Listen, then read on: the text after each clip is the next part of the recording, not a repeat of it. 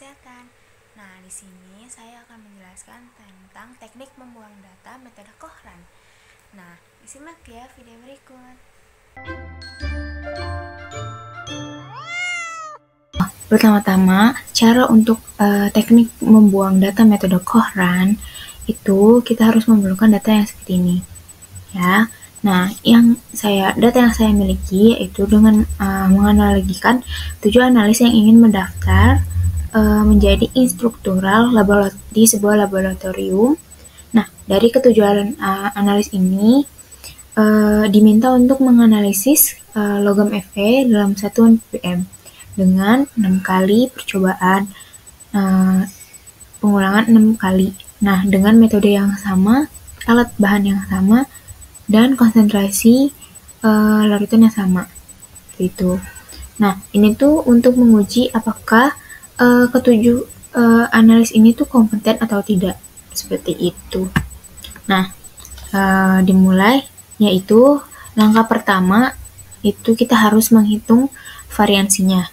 Nah, dengan mengklik sama dengan, lalu klik var, seperti yang kita sudah ketahui. Terus kita klik data satunya Sarah, sampai data ke-6-nya. Kita klik enter, seperti ini. Nah, untuk selanjutnya kita nggak usah satu-satu kita variansiin gitu, satu-satu datanya. Kita tinggal klik ke bawah aja gini. Nah, ini muncul setiap analisnya, ini hasil variansinya ya. Lalu langkah kedua itu kita menentukan hitung jumlah variansinya. Nah, hitung jumlah seluruh variansinya. Kita nggak perlu satu-satu dihitung gitu variansinya berapa. Kita jumlahin satu-satu gitu. Nggak usah, kita langsung klik sum aja. Kita klik sum.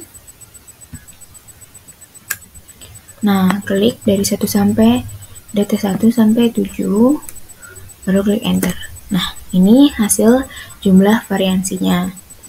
Lalu, yang ketiga, kita tentukan variansi tertinggi. Nah, variansi tertinggi itu jatuh pada analis Sarah. Nah, Sarah ini memiliki variansi yang tinggi, yaitu 2,21366 atau dibulatkan saja menjadi 2,21. Seperti itu. Terus, langkah keempat yaitu membagi variansi yang tertinggi dengan jumlah variansi.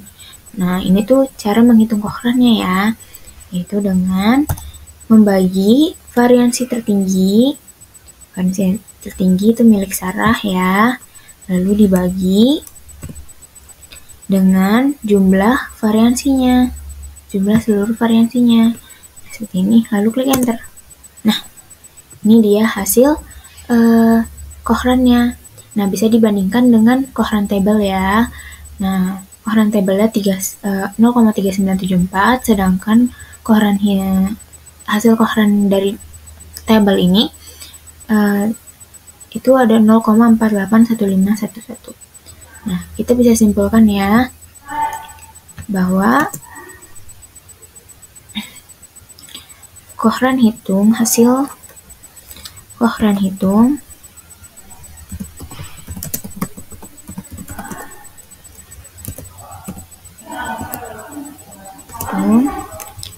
lebih besar dibanding Kohran table.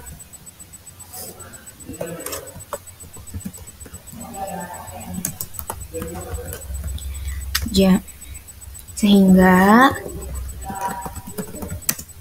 data Sarah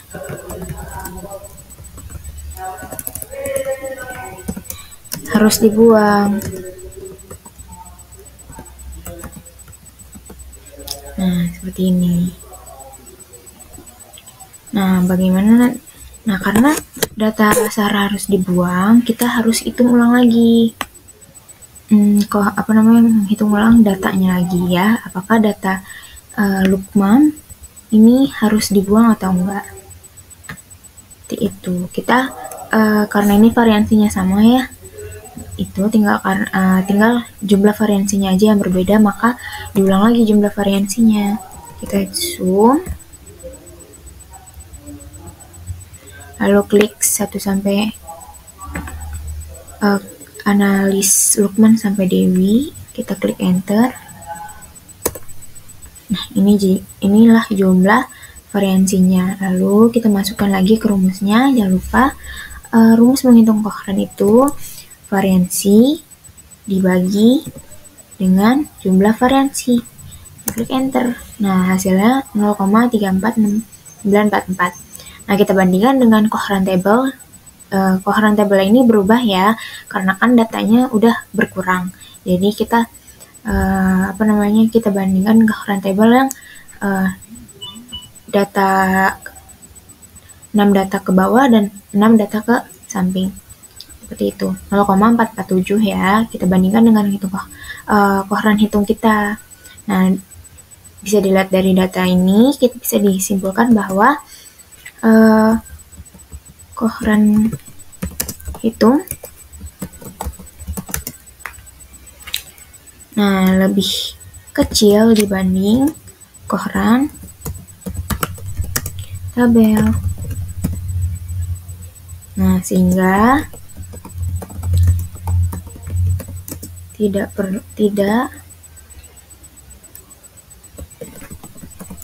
membuang data.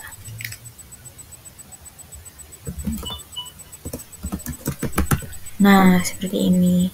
Nah, jika kalau misalkan data si Lukman ini ternyata masih melebihi koheren table, nah itu Lukman juga harus dihilangkan dan kita lanjut sampai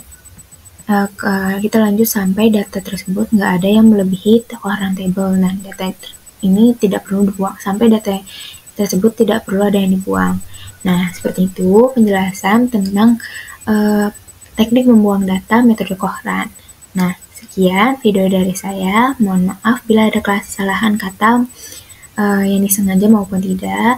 Wassalamualaikum warahmatullahi wabarakatuh. Bye-bye.